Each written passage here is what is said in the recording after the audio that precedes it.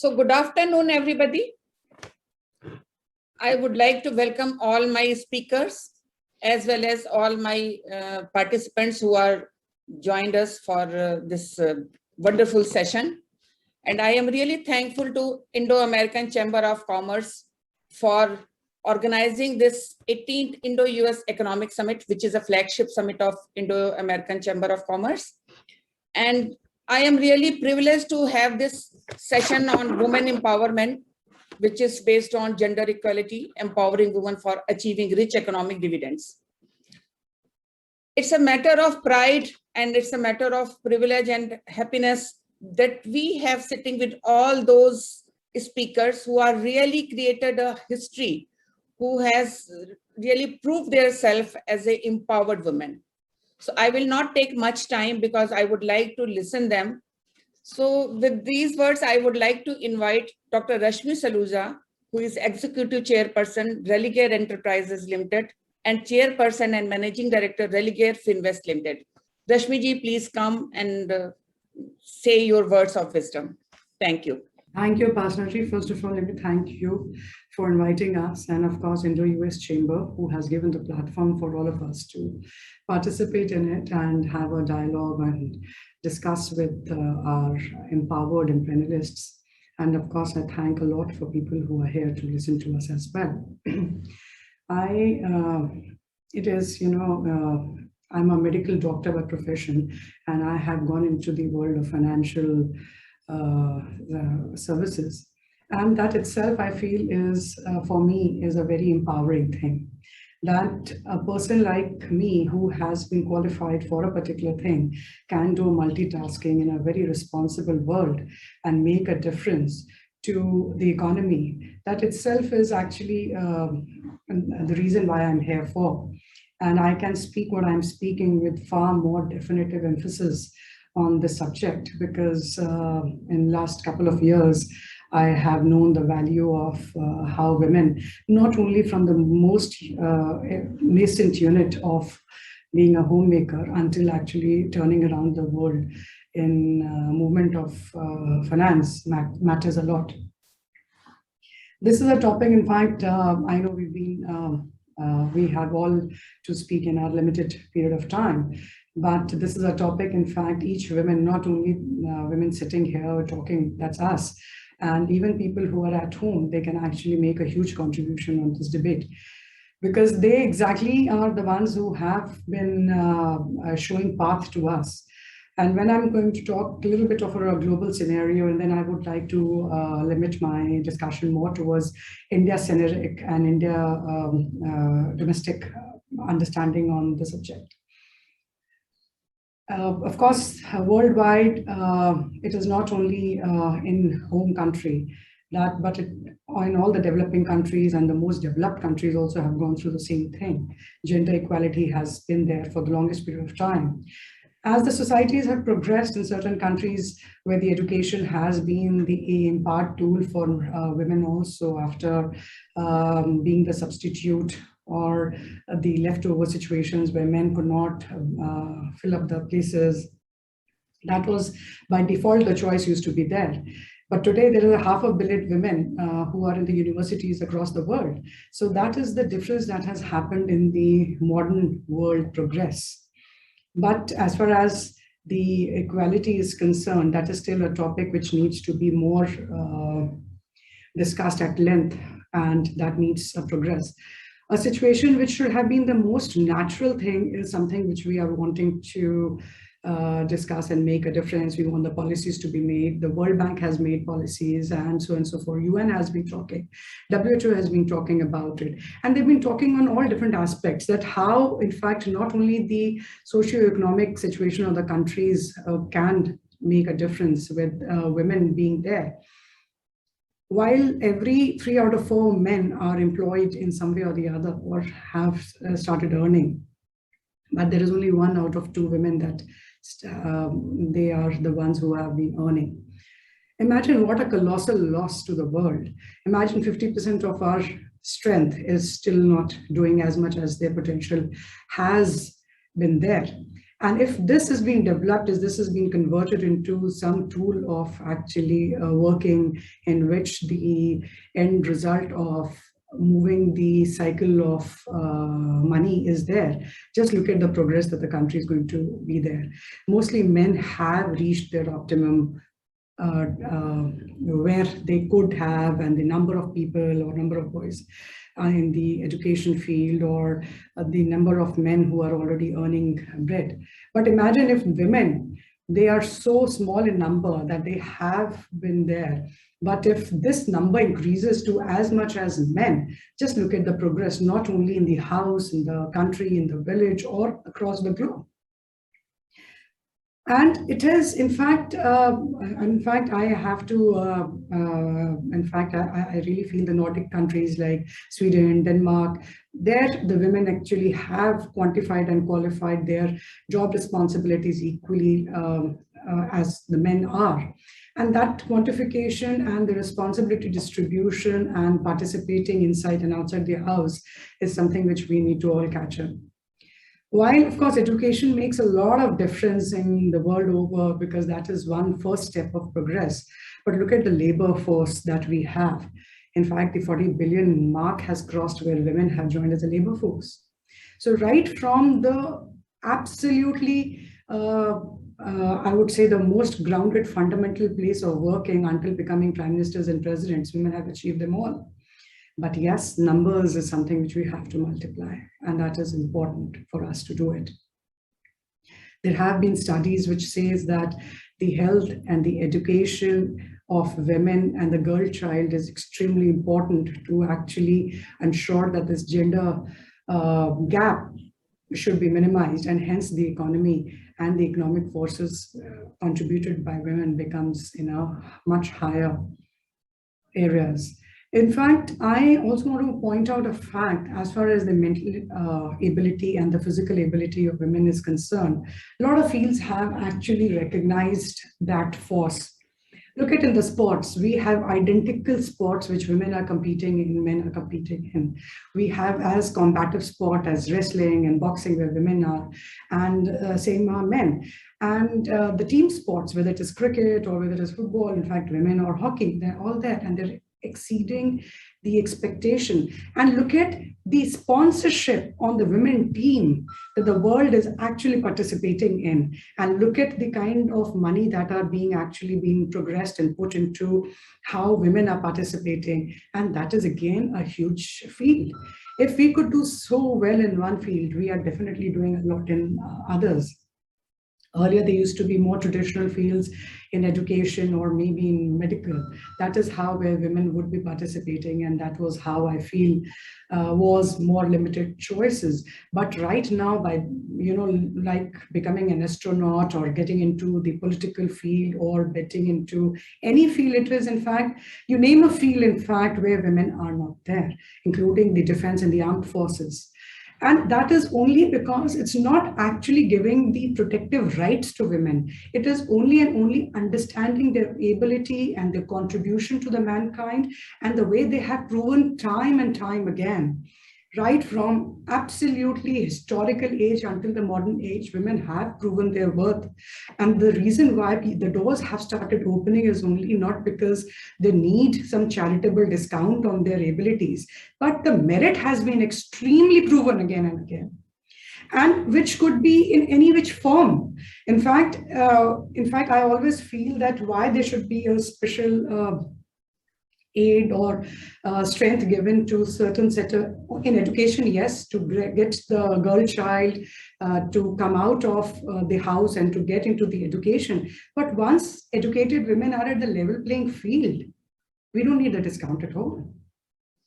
In fact, why should I even think of doing that? Because they are there out of being merit, not because of whether they're men or women. And participating, again, coming back into the fields, in fact, the most coveted field which women usually would not have participated in the field of finance, that I am also part of it. And let me tell you one thing, if I could make a difference in my company, And I'm sure there are a lot of other more talented women who've not got an opportunity. But trust you me, they are quite able, because the world finance, they don't understand only and only by a formal education of an MBA and so on and so forth, or accountancy. They learn finance right ever they can understand. They grow up in a household, they manage their household extremely well. They, as a daughter or as a wife or as a mother, their extreme understanding to the finance is much better than the most talented and most, let me talk about educated lot, because their senses are far higher. This is something which they get over and above their education. So I feel why women become a little better, because the sixth sense, ever since I've been working on actually rotating and understanding how in the limited means they can actually get on to educate a child, to progress a child, to look after the rainy day. In fact, all these insurances have come right now. Earlier, the concept of insurance was from my mother, how she would manage a household. That was my insurance. We never thought that whether we were middle class people, whether there could be a problem and there wasn't a solution. So while men did actually, I'm sure men have gone beyond just working outside. They have also started participating inside. But women has always been participating inside and outside. That is without an exception. I haven't seen. Yeah. That has been rarely an issue where, in fact, they haven't been a good, working women has been excellent mothers, they've been excellent homemakers, and so on and so forth. End of the day, in fact, let's talk about more towards, India-centric. We've had beautiful culture in our that we talk about. We've had women like Sita. We had goddesses which were compared to women. That was the strength of women, and that is exactly we lost in between. And that is where we have to revive. In fact, a lady who we have all the historical proof when Ahilya ruled the country, and that is where, because she did not have a man in the family to run the empire. But here you don't have to do it as a default. Here, to add on to the economy, we are, in fact, I would feel that if this workforce and the strength of women that has not reached the platform that they need to reach, where the world would start turning around, there's still a long way to go. In fact, all the women sitting here are extremely able women. Look at the field of law. My God, they have made the best lawyers, they made the best doctors, they've made the best finance person. In fact, look at the business. In fact, there was a time when it used to be unheard of. There used to be a number of women doing it. But now, wherever women are doing, they're excelling. I haven't seen a mediocre woman, let me tell you one thing. Thank you, Rashmi. It's a wonderful to listen to you, and I agree with you that we belong to a place where Ahilya was there, Sita was there. And thanks a lot. And I also believe in Beti Bachao, Beti Padhao. So thanks a lot. And it was words of wisdom was really nice. Thanks a lot for giving us this opportunity that we could listen to you. Thanks a lot. And with these words, I just forget to introduce myself. I am Upasana Arora, and I am chairperson for Indo-American Chamber of Commerce for Healthcare Division. And I am director in Yashoda Super Specialty Hospital. So with this, I would like to now invite another empowered female, Ms. Rita Singh, who is a regional council member of Indo-American Chamber of Commerce, North India Council, and chairperson and managing director, Mesco Steel. Rita ji, please come and thank you very much. Something, yeah. Hope you can hear me all right. Yeah, we can hear you. Thank you for inviting. Thanks very much, Indo-American Chamber and Upasana ji for inviting me to talk on women empowerment. Though, I've just, Lakshmi ji has already given a lot on to what is happening on women today. I've been in business for now nearly 40 years. So I'll go through a little bit on what I see as women empowerment. Emma Watson, she said, both men and women should free to be sensitive and free to feel strong. So what is really empowerment? I mean, I'm just questioning this is a very vast subject.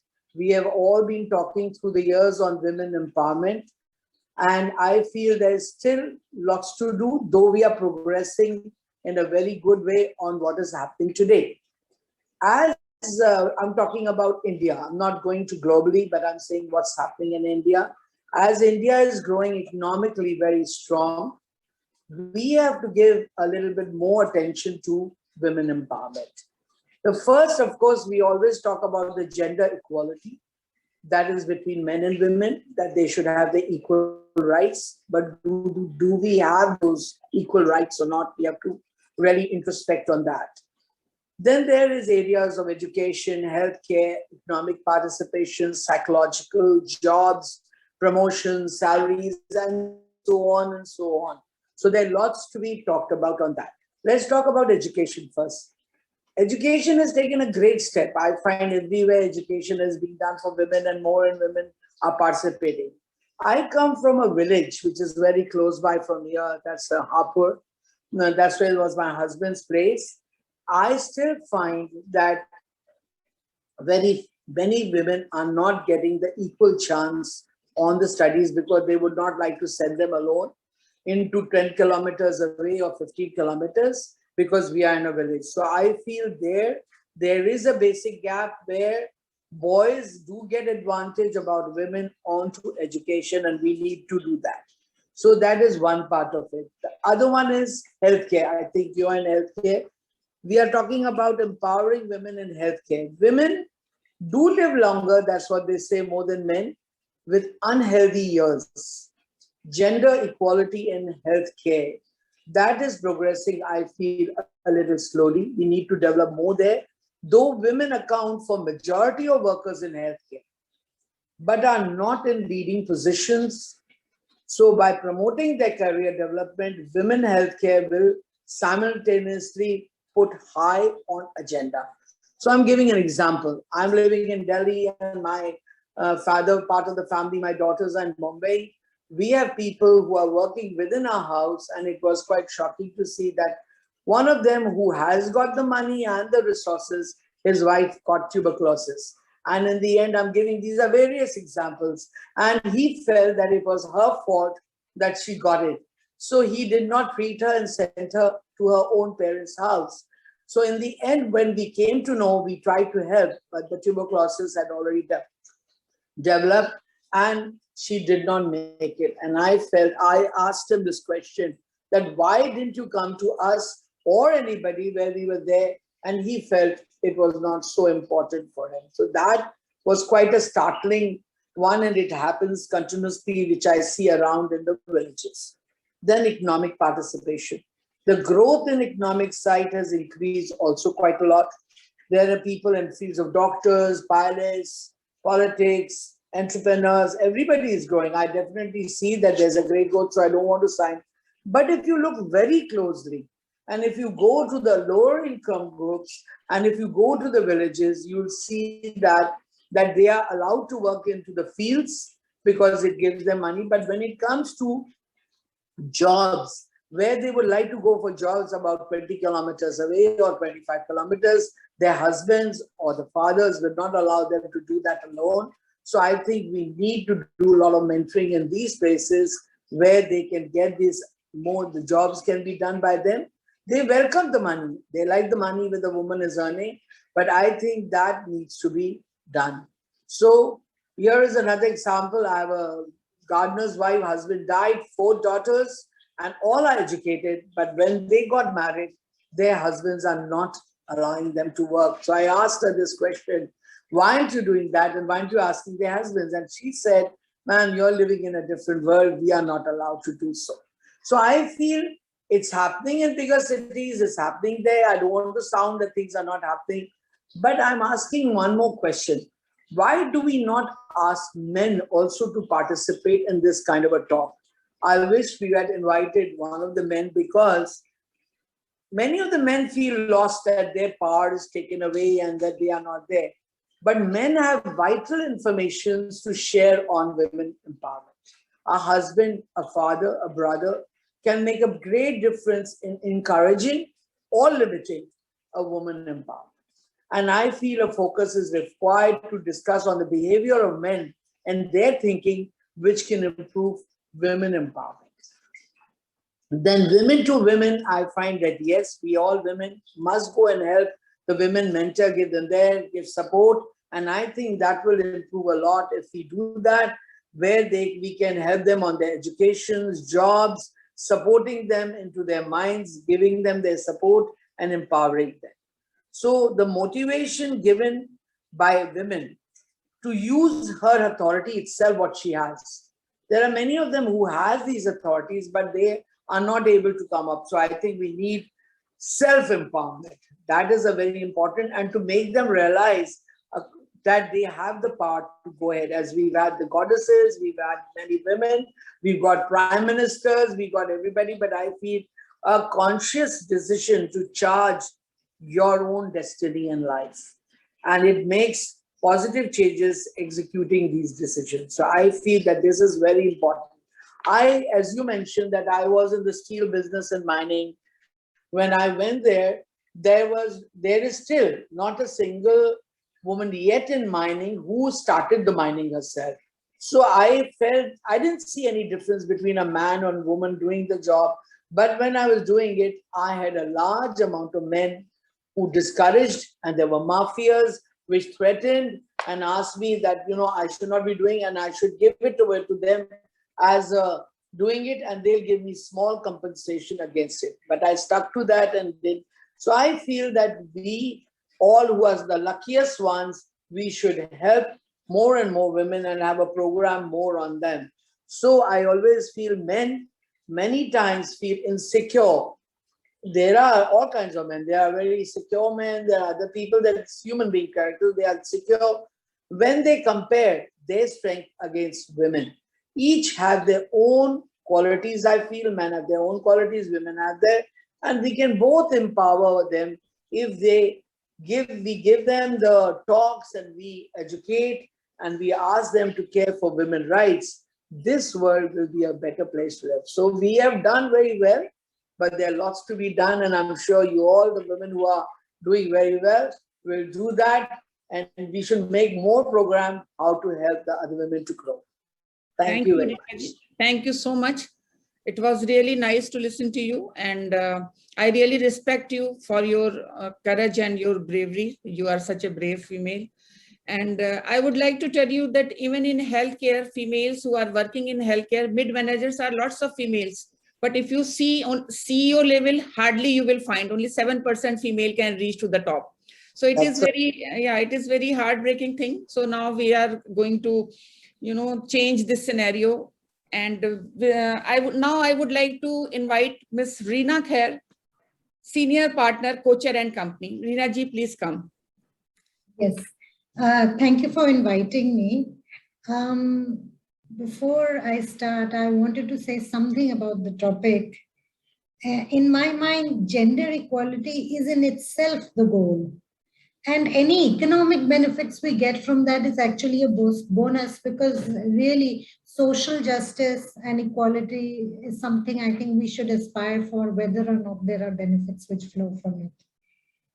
Now, being a lawyer, I will obviously want to start with how the law is viewing women empowerment. The Constitution of India itself mandates gender equality. And there are many articles in the Constitution which talk about such things. Our Constitution was made in 1947-48. So, for example, Article 14 talks about equality before law. Article 15 talks about that there should be no discrimination based on sex. Equality of opportunity has been discussed in Article 16. Equal work, equal pay in Article 39. Just and humane conditions of work, including maternity leave in Article 42. So the framers of the Constitution very early on were conscious of the need for gender equality.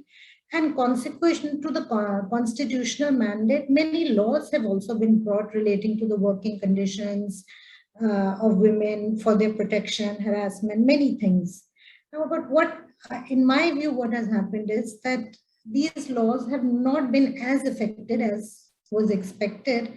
And the main reasons are possibly the cultural and social norms, and coupled with weak implementation of the laws. These two together perhaps have prevented us from achieving these targets and goals. As per the World Bank, women's economic contribution in India stands at 17% of GDP. This is less than the global average. This is much less than China, where it stands at 40%. This really is not only an injustice to women, it's also a huge loss for society and the nation.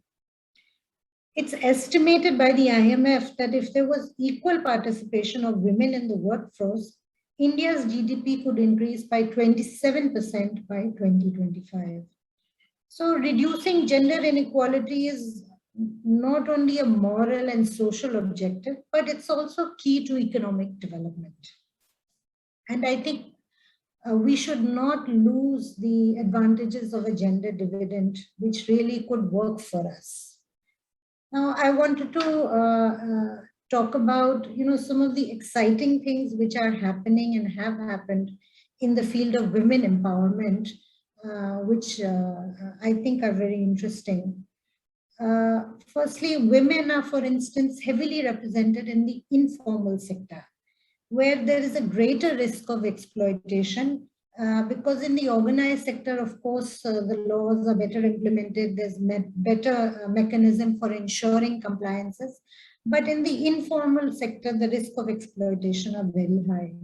As early as 1972, the Self-Employed Women's Association was set up by the famous Ella Bhatt, who's a lawyer and a social activist, which acted like a trade union and organized women for the informal sector, which is really where this was needed. In the organized sector, like I said, there were already safeguards in place. More recently, schemes such as the Mudra scheme have come, which are giving loans and financing to micro and non-corporate entities. And again, what is interesting here is that these loans are being given without any collateral or security. And as a result, 3 out of 4 loans are given to women.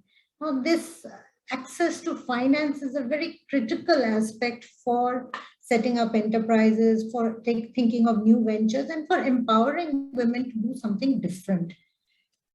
Another very exciting thing I read about is these self-help groups.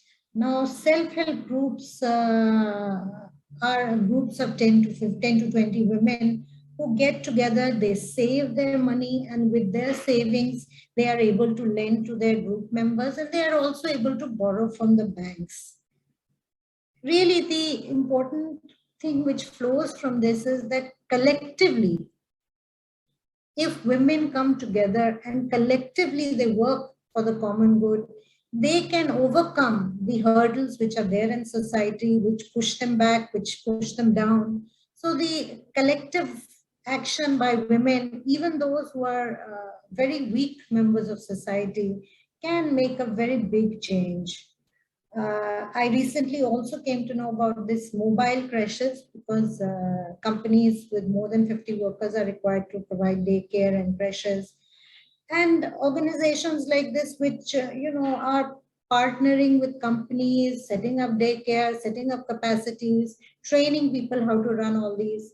Now, really, if that sort of support comes for women in the formal and the informal sector, women can be relieved of a lot of, domestic work, child rearing work, which holds back women. And really, it doesn't hold back women only in the informal sector, but even in the formal sector. So, while exciting things are happening, but in my view, what's really disappointing is that culturally, we have not moved at the same pace as some of these initiatives are moving. As an example, for instance, women have an equal right of inheritance, have an equal right to property, especially after the Hindu Succession Act was amended in 2005. Despite the law giving them rights to property and inheritance, still the bulk of land and production assets are in the ownership of men. And this type of ownership model means that women as part of family units are not in a position to take meaningful decisions. And until that happens, it's really personally, I feel the cultural change, which is really, really lagging behind the other changes, the changes which are being done by non-government organization, by government organization. But unless society itself steps up to give women the support and the boost they need, it will be difficult for women to come out. Now, I heard the earlier speakers, and they are shining examples. But even otherwise, if one looks at companies, listed companies, hardly 4% of CEOs or managing directors are women in India. Being a lawyer, I must also talk about the legal profession. In the legal profession, when I started, there were very few women, but currently, especially in the last 5 years, there's a huge inflow of young women who want to be lawyers, who do 5-year courses, and they're coming in, and really they're brilliant, they're academically top notch. But really, what happens is that after 5 years or so, social responsibilities, burdens, put such a strain on them that many of them leave the profession or go for less challenging roles. Thank you, Reena. I'm so sorry to disturb you, but because Sure, of sure. time constraint, Yes. you really So talked. if I may just have 1 minute, I just want to say that the young women are really aspirational and independent. And really, it's the rest of us which need to step up to support them. I think the women are doing a great job. Thank you. Thank you so much. And now I would like to invite Ms. Mehnaz Ansari, Head South Asia Indo-Pacific Region, United States Trade and Development Agency. Ms. Mehnaz. Thank you. Good afternoon, everyone. And it's such an honor and a pleasure to be on this panel, which is talking about gender empowerment, and certainly very different from the work. My daily bread and butter, which I do, is to help promote infrastructure projects in the South Asia region and bring in more development, and coming close between what best US is offering in terms of technology and technological expertise to where the developing or the emerging countries can come. And as most of the panelists have talked about, that we are 50% of the world we are talking about, from wherever, country-wise, region-wise, or globally. It's an interesting statistics which has come even for US, that if there is more female labor participation, there could be a staggering increase of $5.87 trillion to the global stock market in the next 10 years. And still, women are just 83% in terms of their earning equivalent to men, which means that we have to work 44 days extra every year, each year, to earn at least as much equal to men as women are.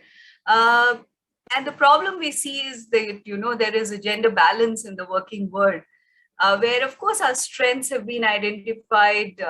I will limit it. I understand that the problem is so big, it is very difficult to summarize it in 6 or 5 minutes, which we have to speak. But I'll try to keep it, what women go through in the corporate or the government world, especially even in the urban landscape.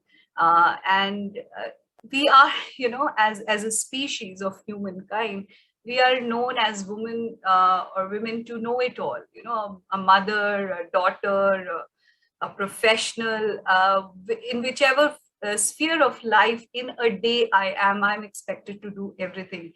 And I think that is the story of each one of us today, well recognized as achievers maybe, but a lot of times we are internally accepting that we are doing a tremendously difficult job. Marshall Goldsmith, who's a leadership trainer, has talked about, he goes about teaching leadership training. And when he gives women leadership training, he says one sentence which hit me very hard. And I would want all the women who have joined the audience today and who are in this session is to remember, don't be too hard on yourself. Just think about it for a minute. Coming from representing a government which recently elected its first woman vice president, belonging to a country which has, been identified as the first woman prime minister, as the Iron Lady, working in South Asia, which is traditionally identified as a conservative country with many women leaders, and working for an agency which, since I have joined in the past 10 decades, of doing infrastructure project preparation work in emerging countries, has always been led by a very dynamic woman leader even today. What is it that we need to do different, and why is it that we have to work very hard and get paid less? As Reena highlighted, there are laws, there are systems, but they're not getting implemented. Times though are changing. I would say that at least 16 to 18 years of a woman's life, we spend about the same time studying and doing very well. Girls do tremendously well in exams and in competitions and in higher studies. But what happens when they get into a job, and a lot of times they give in because of the situations around us.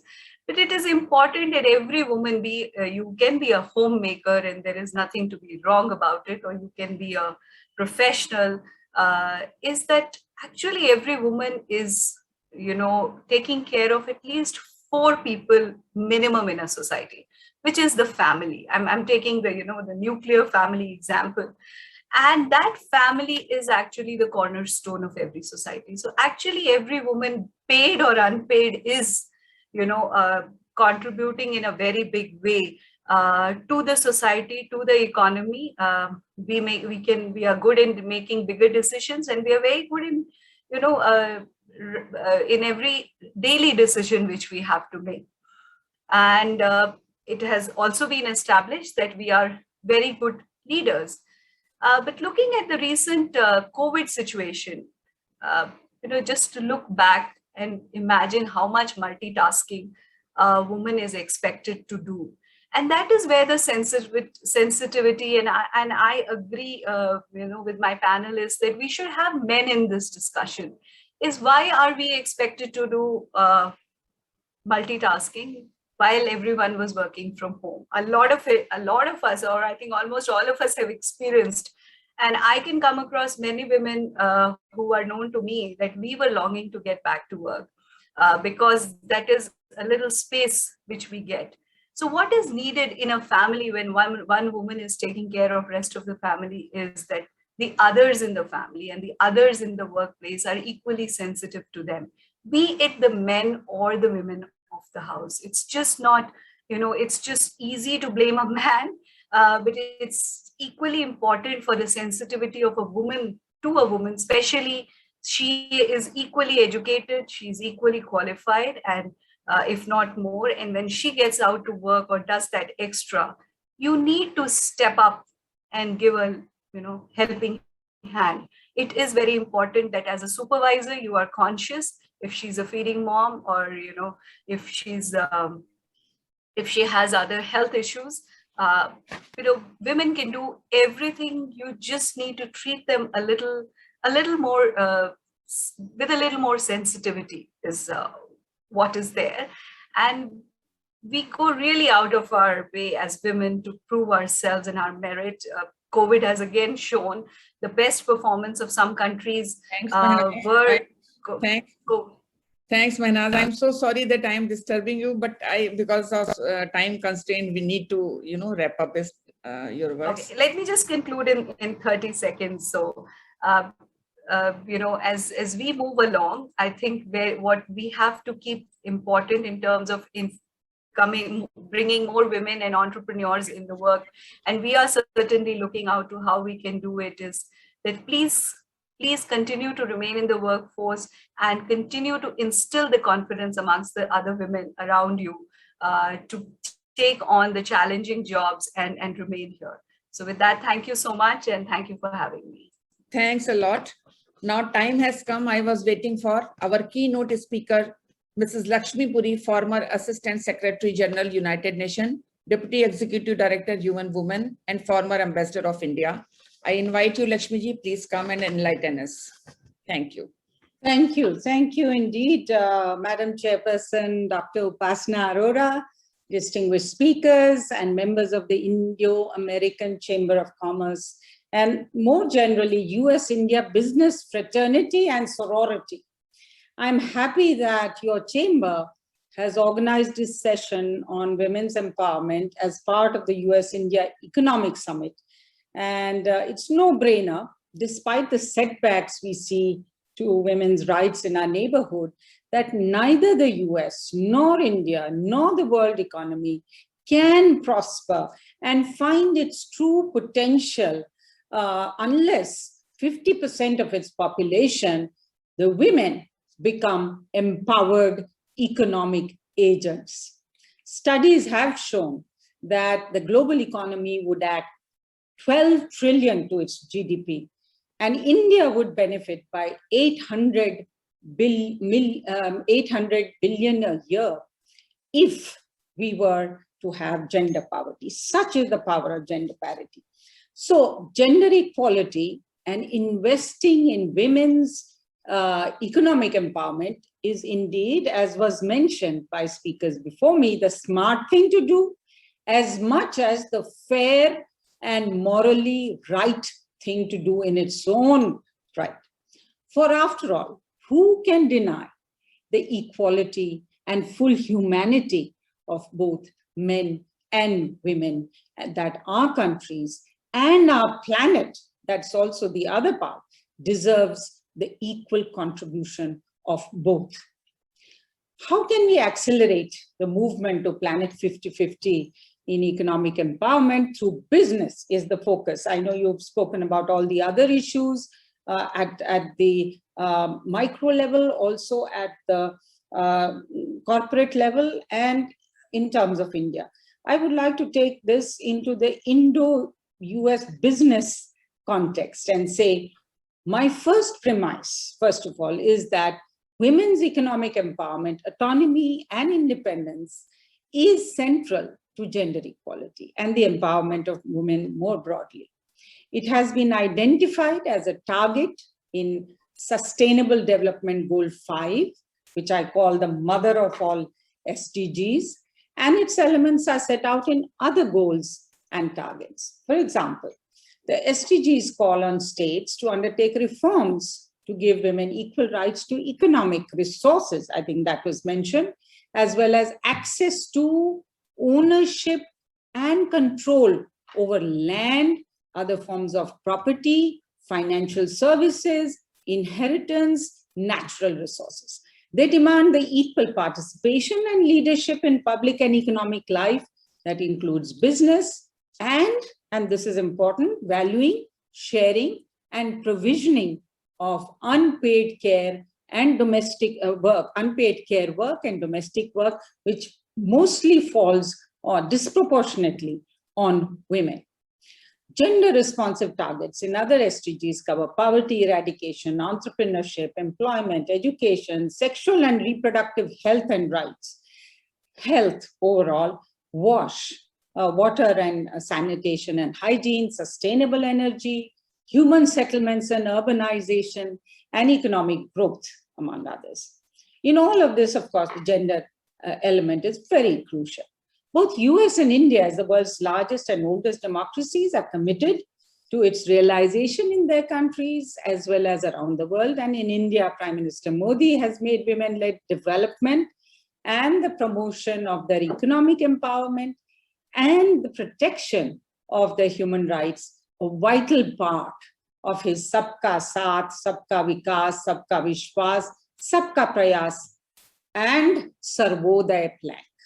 In the US too, President Biden and Vice President Harris are staunch gender equality advocates. Indo-US cooperation, both government to government and through public-private partnerships, already reflects and must continue to strengthen this commitment. Equally, business to business and business to civil society partnerships for SDG 5 realization is key to enduring large-scale and sustainable impact for a Planet 50-50 to which India and the US are making important contributions globally. I'm glad that Indo-American Chamber of Commerce is poised to contribute to this through mobilization of the business sector, in particular Indo-US business ties, in order to advance gender equality and women's economic empowerment in both countries and the world. I propose strong, self-sustaining, 7 of them, kadis or links in the shrinkla or chain of gender equality and women's empowerment that need to be forged using the iron of resolve and deliberate action and the welding torch of platforms, enterprises, and institutions like this. So the first kadi or link is commitment by buyers on both sides to source their supplies from women-owned producers and businesses, suppliers and workers in agriculture, manufacturing, and services. Both governments can show the way in terms of gender responsive procurement. In India, we have the GEM initiative, for example, but I'm sure there are other initiatives that can also be taken by the private sector. Second kadi or link is to invest in women-intensive sectors like textiles and garment, healthcare, education, care economy, which has been mentioned, ICT and others, and consciously train and employ women in the projects you set up. Also do business with and foster the millions of women's self-help groups, which was mentioned also by our speakers, who are proud to have so many of them, millions of them in India in different sectors. Third kadi or link is to set up networks of women entrepreneurs, women-owned enterprises, and professional bodies such as lawyers, doctors, accountants, etc., between US and India, including for promoting mutual recognition of qualifications. Here I'm told that you do not have a separate women's Indo-American Chamber of Commerce, but that you do take care to have distinct sessions, stream on women's empowerment every time you meet, especially during Indo-US Economic Summit like this. I would urge that you both gender mainstream the Indo-American Chamber of Commerce, its platforms and programs, but also consider setting up a standalone dedicated body representing and promoting Indo-US women entrepreneurs and traders and investors. The fourth kadi or link is to integrate local and national producers, women-owned enterprises into global supply chains. The women's wings of Indian chambers associated with IACC could be activated to bring about this integration. Global Indian and US multinational enterprises must make special efforts in this regard. Indo-US programs in third countries in Asia and Africa, for example, must enhance their support for women's entrepreneurship. The fifth kadi or link that needs to be forged is for both Indian and US enterprises to adopt the women's empowerment principles in regard to Indian businesses doing business with the US and US businesses doing business with and in India by promoting women's leadership, participation in their own companies, in the marketplace, and in the community. The sixth kadi is to set up large-scale and replicable projects through Indo-US collaboration that provide solutions to and cater to the needs of the bottom of the pyramid women as workers, micro-entrepreneurs, customers, and to economically and socially disadvantaged women. They can support social entrepreneurship projects in that target or benefit women in the areas of education, food security, nutrition, healthcare, skill development, vocational training, digital and financial literacy, diversifying into clean energy, wash, sustainable livelihoods, as Government of India, USAID, and organizations like yours, Manaz, are doing. And I believe already you are involved in supporting all this. The seventh kadi or link is gender responsive collaboration in sunrise areas of the economy, production, and trade, US-India enterprises that are in the realm of ICT, artificial intelligence, tech 4.0, industry 4.0 collaboration, where there is tremendous extent and potential complementarity, we must target the increased training, participation, and leadership of women, technologists, scientists, engineers, entrepreneurs, and their involvement in trade, investment, technology transfer being generated in a mutually symbiotic way. Another sunrise area is green and climate resilient production and environmental services, where women's entrepreneurship and collaboration can flourish. A third area is a revamped care economy. I think this was also mentioned. Care economy is very, very critical, and it is one of the areas where employment generation will be very big, but we have to create the quality and organization that is lacking at present. So these are the areas that we really need to work on. So these complementarities between the India and US are many, and these 7 links can become a strong and lasting chain, shrinkala of economic and social partnership to which both governments are committed.